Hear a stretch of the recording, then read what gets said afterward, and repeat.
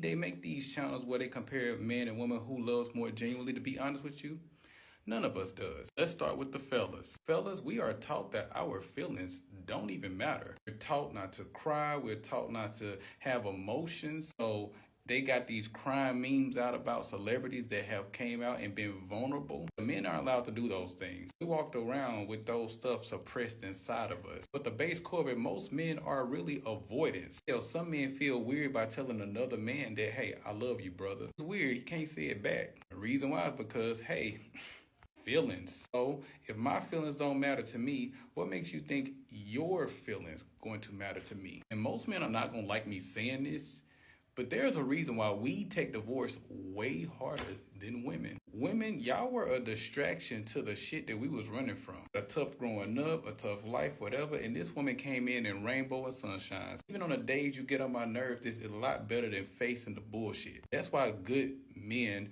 who stay in relationships longer than they should have, they end up staying and putting up with the woman's disrespect and all that other bullshit to avoid being alone. Some way or another, call that shit love. But I have a question though. Allowing this woman to violate you, how much do you love yourself? If you don't love yourself that much, how much do you love her? That's why men will stay unhappy in relationships. Sometimes in the midst of staying with you to get relief, they will find another distraction outside of the distraction that they married at home. I ain't gonna like me saying this, but only a true man who loves himself will be willing to walk away when disrespect is being served, especially when he putting it all on the line. But again, you can't genuinely love somebody when you don't have no love for yourself.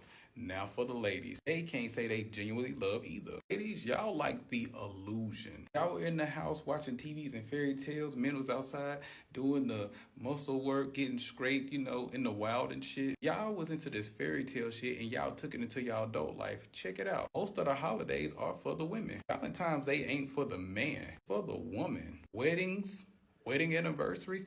Let's talk about the weddings. That's really for the woman. A man to get married in a cardboard box.